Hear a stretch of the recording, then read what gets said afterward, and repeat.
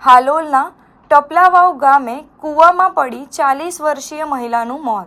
પંચમહાલ જિલ્લાના હાલોલ તાલુકાના ટપલાવાવ ગામમાં મંગળવારની રાત્રે બનેલી એક કરુણ ઘટનામાં 40 વર્ષીય કૈલાસબેન દિનેશભાઈ રાઠવાનું રહસ્યમય સંજોગોમાં કૂવામાંથી મૃતદેહ મળી આવ્યો હતો. ઘટનાની જાણ થતાં હાલોલ ફાયર બ્રિગેડની ટીમ તાત્કાલિક સ્થળ પર પહોંચી હતી અને કલાકોની ભારે જહેમત બાદ કૈલાસબેનને કૂવામાંથી બહાર કાઢ્યા હતા. જોકે બહાર કાઢવામાં આવતા ત્યારે તેમનું મૃત્યુ થઈ ચૂક્યું હતું. મળતી માહિતી અનુસાર કૈલાસબેન ટપલાવાવ ગામની લીટી ફળિયામાં પરિવાર સાથે રહેતા હતા.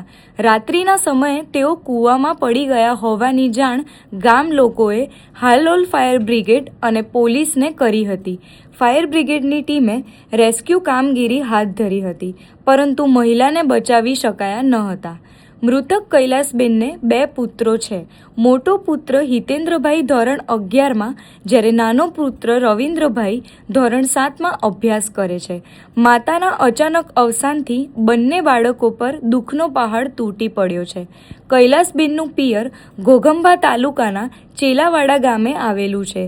મૃતકના પિતા ભૈલાલભાઈ રાઠવાએ ઘટનાને લઈને શંકા વ્યક્ત કરી છે. તેમણે જણાવ્યું હતું કે રાત્રે 9 વાગે કૈલાસબેનના પુત્રનો ફોન આવ્યો હતો કે મમ્મી કૂવામાં પડી ગયા છે.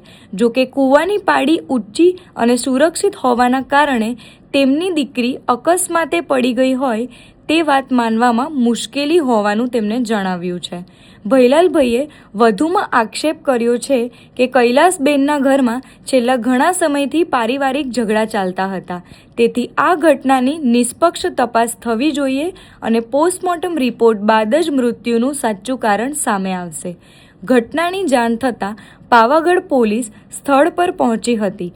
પોલીસે મૃતદેહને પોસ્ટમોર્ટમ માટે હાલોલ સરકારી હોસ્પિટલ ખાતે મોકલી આપ્યો છે. હાલ પોલીસે અકસ્માત મોતનો ગુનો નોંધી વિવિધ પાસાઓ ધ્યાનમાં રાખીને વધુ તપાસ શરૂ કરી છે. પોલીસે જણાવ્યું છે કે પોસ્ટમોર્ટમ રિપોર્ટ અને તપાસના આધારે આગળની કાયદેસરની કાર્યવાહી કરવામાં આવશે.